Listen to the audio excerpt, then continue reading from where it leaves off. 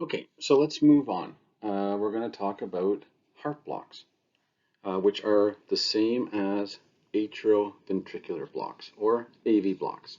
Okay, so what are we talking about? We're talking about the ability for the electricity to get from the atrium into the ventricles through the only normal route for electricity to get through, which is the AV node. Okay, so if there's something wrong with the AV node, it's not going to allow all the electricity to get from the atria into the ventricles, and we call those AV blocks. Okay, and by the end of this, I know you'll understand it because there's a poem. I'm going to give you an analogy. So just be patient with yourself. If this is the first time you're seeing and hearing this, it might be a bit confusing or you might not get it all. No problem. Ask questions in class. Listen to this again. It will start to make sense. Okay? But I want you to keep in mind that the underlying problem with a heart block is the AV node. Okay? And I told you before, the AV node is the only way that electricity can get from the atria into the ventricles. And if something happens to it, then the electricity may not get through. Okay.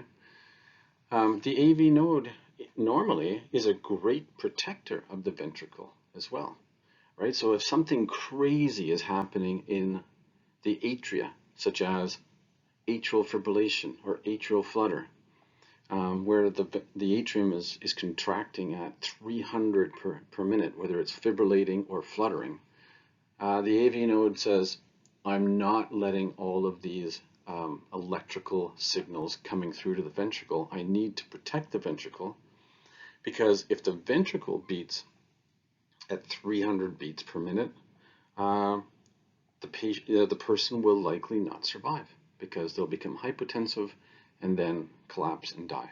Okay, so the AV node is a great protector of the ventricles normally. Okay, but when it gets sick, we run into heart blocks. Okay, so I'm going to start with talking about the different types of blocks, and then I'll go into each one individually. So if you wanted to, you could come back to this slide, or you could listen to it now and then listen to it after we've gone through each one to just solidify what each heart block is. Okay, so let's look at normal sinus rhythm. No block, right? P, Q, R, S, T. P, Q, R, S, P, Q, R, S. It just goes on, right? Is the PR interval less than 0.2 seconds or 200 milliseconds, which is one wide box between two bold pink spaces?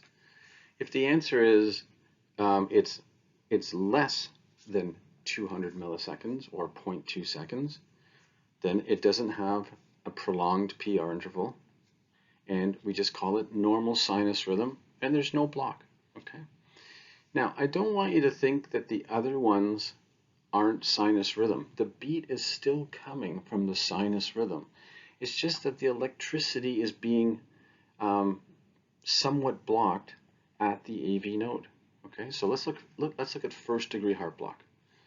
Okay, so first degree heart block, look at the beginning of the P wave and where the QRS begins. That's the PR interval. You're going to notice that it's longer than one large box.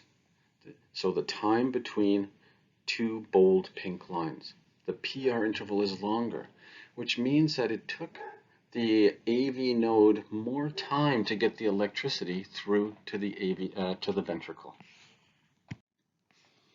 Okay, so then you can ask yourself, well, why did it take more time to get through? Well, maybe the person's on a beta blocker or a calcium channel blocker that slows down the AV node, the electricity in the AV node, that is, and it's just taking more time. So greater than 0.2 seconds. That's called a first degree block. Now, what's the underlying rhythm?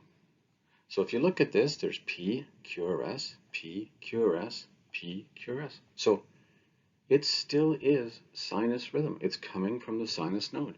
So we could call this sinus rhythm with a first-degree heart block. Absolutely nothing to do, as I'll mention on an upcoming slide. Okay, nothing.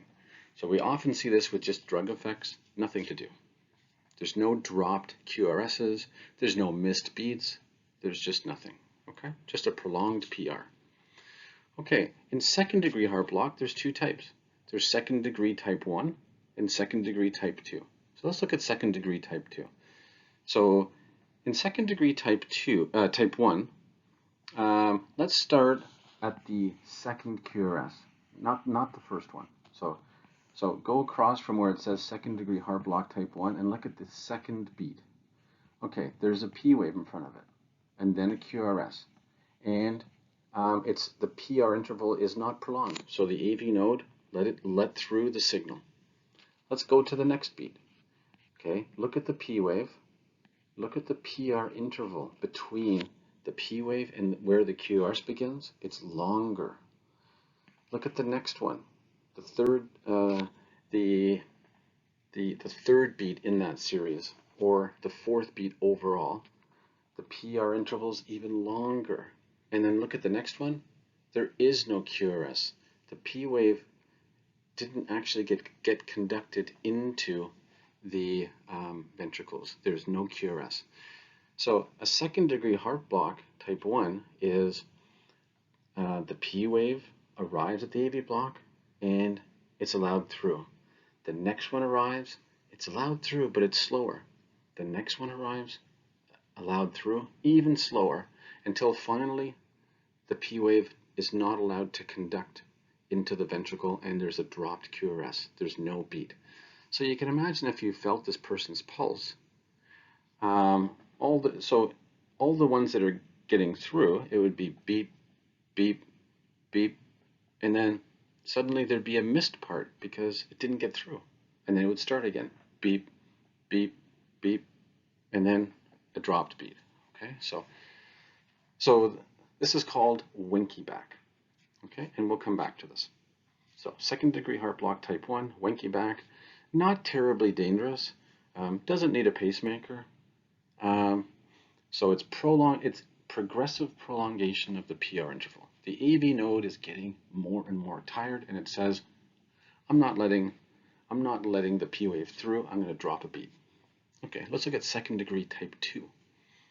So second-degree type 2, let's start with the first QRS there.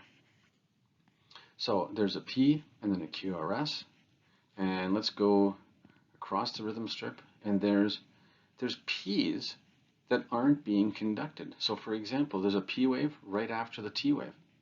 There's no QRS. There's another P wave shortly after with no QRS. And then there's a P wave with a QRS. So this one, the AV node is not like getting tired and slowing down. It's actually saying, I'm just going to allow this one through and block whichever ones I want in terms of the P waves. So this is more concerning because now the AV node is randomly dropping P waves. It's not reliably lengthening the PR interval. So a second-degree heart block type 2 is more serious because the AV node is sicker and it's just randomly dropping and blocking the P wave from getting through, and then you don't get a QRS. So these people come in with dizziness, fainting, sometimes they have to grab the wall because they're going to go over, okay, because they're missing beats randomly. Okay, third-degree heart block. There's absolutely no communication between the atriums and the ventricles. So the P wave is being produced by the SA node, but it's not getting through at all. 100% blocked. So let's look at the rhythm.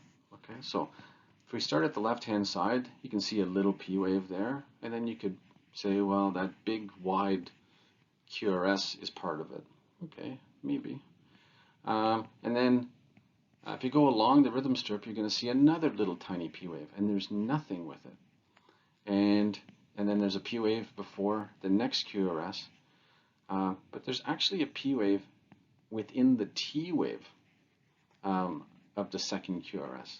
and then there's a P wave all by itself long before the QRS, and so on and so on. So there's complete no communication between the atrium and the ventricles. Okay, so the SA node is conducting, is making electricity. It goes to the atrium, makes a P wave, doesn't go anywhere. So where do those wide, abnormal-looking QRSs come from? They come from the ventricle. So when the heart says, well, I'm not getting any signals into my ventricle, the ventricle can actually turn on its own very, very slow pacemaker. So an internal pacemaker that it has, and it can be the last way that the ventricle can survive. And it generates a very slow heartbeat of third-degree heart block. Okay, so that's where those QRSs are coming from. So a person with third-degree heart block is definitely going to be falling over, weak, tired, dizzy, maybe hypotensive. Okay, so that's just a description of them. We're going to revisit it. Okay, so first-degree heart block. Remember, this has nothing to do with the fact that the rhythm could definitely be normal sinus rhythm. It just means it's taking more time to get through the AV node. So if you look at the top rhythm strip there, you'll see that if you were to measure it, it's going to be greater than one large box, one wide box between two bold pink vertical strips, right? That's first-degree AV block. Nothing to do, okay? Often caused by beta blockers and calcium channel blockers because they slow down conduction, but they don't prevent the conduction from actually getting through. No treatment, we just notice it and carry on, nothing to do. Okay, so second-degree heart block type 1, remember this is all to do with the AV node, all of these blocks. So we also like to call it winky back. Why do we do that? Just to confuse ourselves. We like multiple names for the same condition. So let's look at the top rhythm strip that happens to be in green, which we don't usually get rhythm strips in green, by the way. Let's look at the far left. So there's a P wave right at the beginning of the rhythm strip, followed by a QRS, okay? And then a T wave, and then a P wave with a longer PR interval, and then a QRS. So it still got through, and then a T wave. And then a P wave all by itself. No QRS, nothing. It dropped it. So this is classic for Mobitz type 1 second-degree heart block, or we call it winky back. Okay, and it's gradual prolongation of the PR interval until a QRS is dropped. Okay, what do we do for these? Well, if they're on beta blockers or calcium channel blockers, we'll take them away since they're affecting the AV node. But if they're asymptomatic, we'll just watch them, okay? Because people with this aren't typically collapsing, okay, or having syncope. Okay, so we look for any drugs that are slowing it down and blocking the AV node, and we withdraw those medications, and then we arrange for them to have a Holter monitor. So why would we get a Holter monitor when we already know they have second-degree heart block type 1? Because often people can have different degrees of heart block throughout the day. So this patient may have some second-degree heart block type 2, or maybe part of the day might be third-degree heart block. So we need to confirm that they just have this heart block and nothing more serious, okay? So, and if they did have something more serious, like the upcoming 2 blocks we're going to talk about, well, that's going to require a permanent pacemaker. So that's why we get the Holter monitor, okay? Okay, so moving down in severity of AV blocks. So first-degree block, that's just prolongation of the PR. Nothing exciting. No QRS has been dropped. Second-degree block type 1, which is winky back, prolongation of the PR interval until finally the AV node says, no, I'm not conducting this P wave, and I'm going to block you, and there's no QRS, and a heartbeat gets dropped. No heartbeat. And then it starts again. Okay, second degree type 2 block, which is Mobitz type 2. That's the one. And let's look at the rhythm strip together, where a P wave is being conducted through the AV node, and it becomes a QRS. Okay, and you're going to get a heartbeat out of that, right? You're going to get ventricular contraction. Let's go on. So there's the T wave after it and a P wave, and then no QRS. So it didn't get conducted. The AV node blocked it completely. So you wouldn't feel a pulse at that second, right? It was a dropped QRS, meaning no systolic contraction. So if we look at this, it's unreliable because now the AV node's saying, you know what, I'm just going to drop a beat whenever I want. I'm not going to prolong the PR interval. I'm just going to drop beats wherever I want. No, this is much more dangerous. This is going to need a pacemaker. Okay? So remember, these AV blocks, your heart rate's going to be lower than normal because in second degree and third degree blocks, you're dropping beats, right? Like you're missing QRSs, so that means your heart rate's going to be slower. So what can we do if someone comes in with a second degree type 2 block on the rhythm strip or on the monitor? Well, if they're asymptomatic and their blood pressure's good and they look well and they're awake and they're perfusing their brain, and we'll just watch them and we'll set up to put in a permanent pacemaker. What if they're symptomatic? Blood pressure is a bit low, their heart rate is pretty slow, say it's 50, they're a bit confused and dizzy, and we want to get the heart rate a bit faster.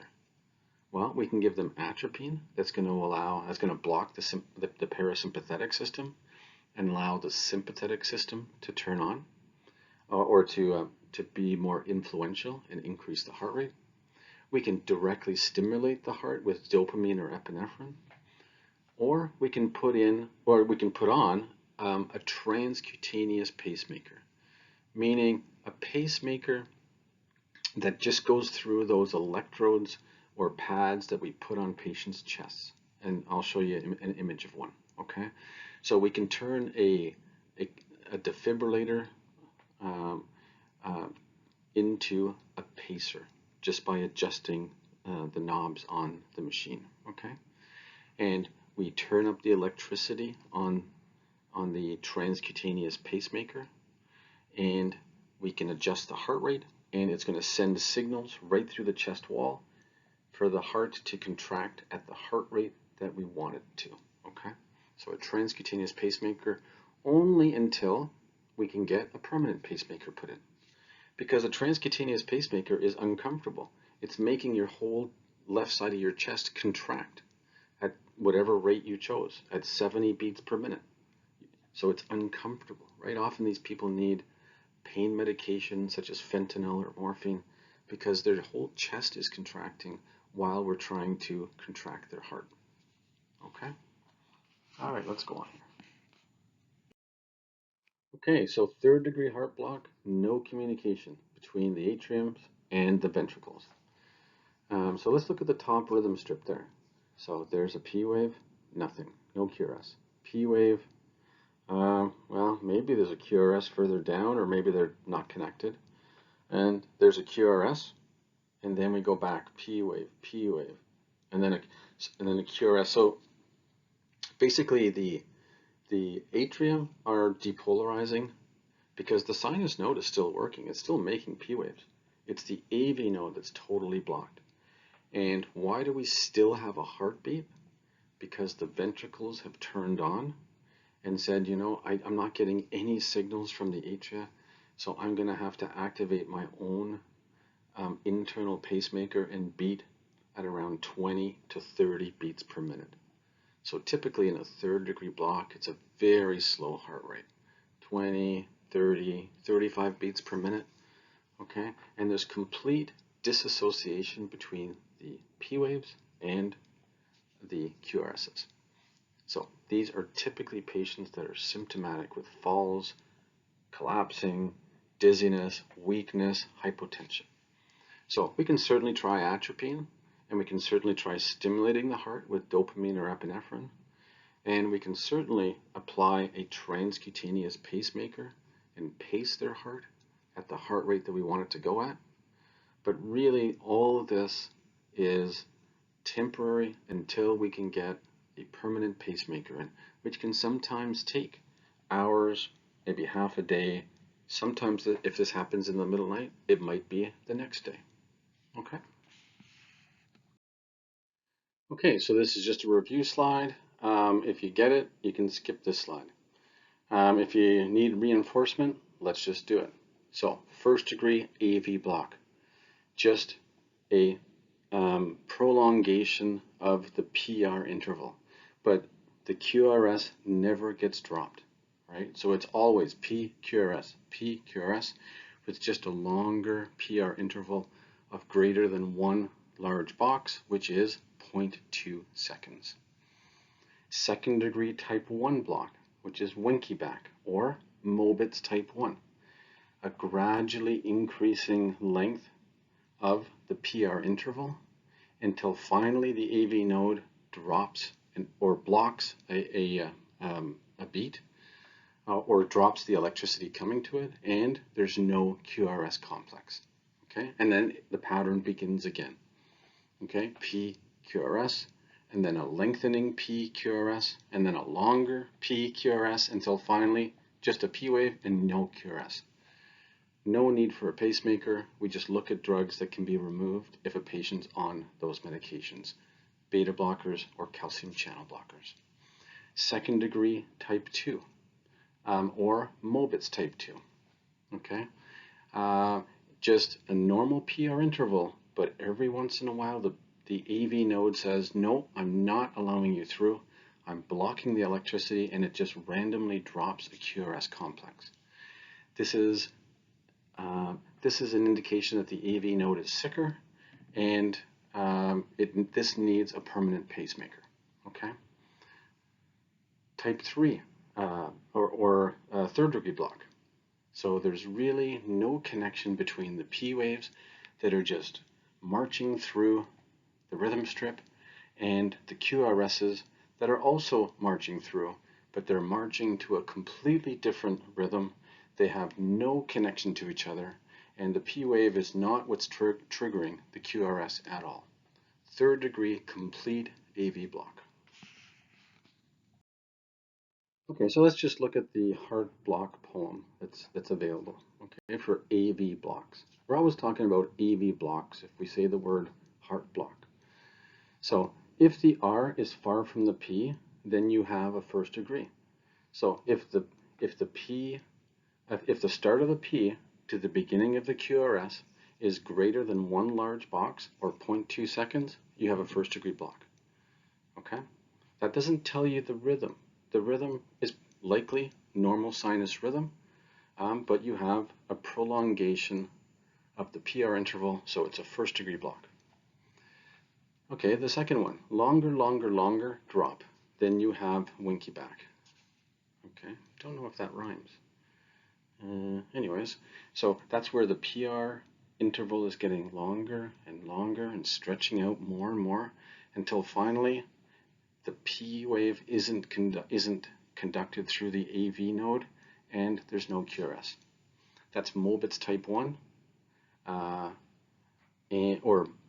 Mobitz type 1 block or Winky back. If some P's don't get through, then you have Mobitz 2.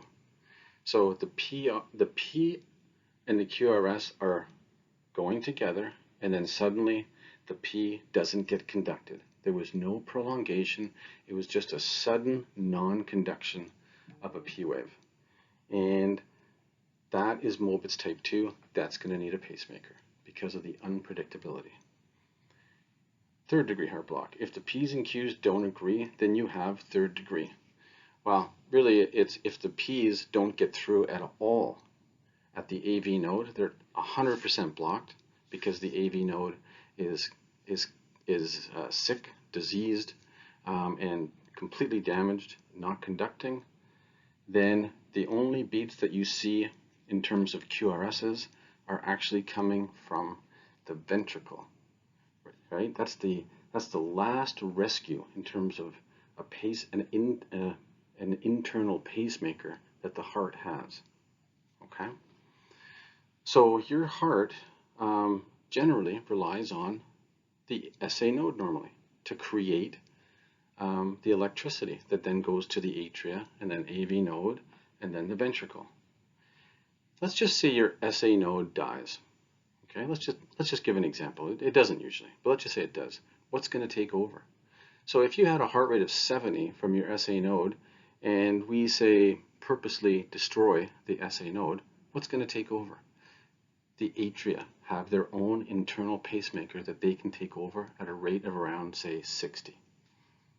What happens if the atria, the nerves in the atria, don't work?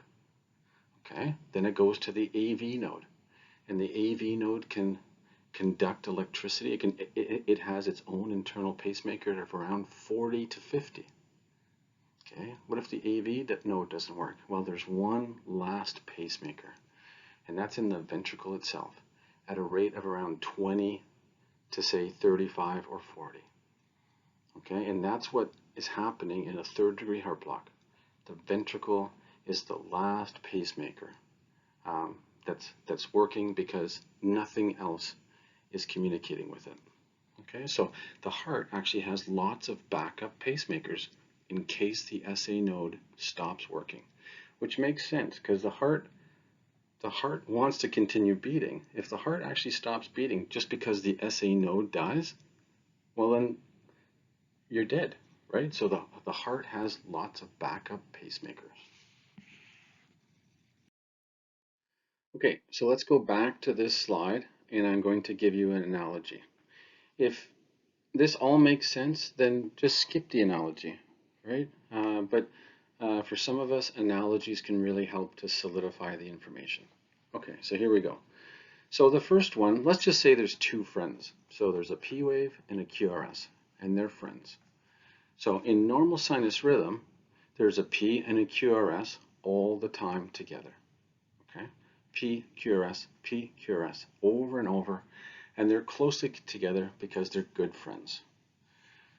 Let's go to a first-degree heart block. Remember, heart blocks are a problem with the AV node, right? And in a first degree, it's typically drugs, calcium channel blockers, beta blockers.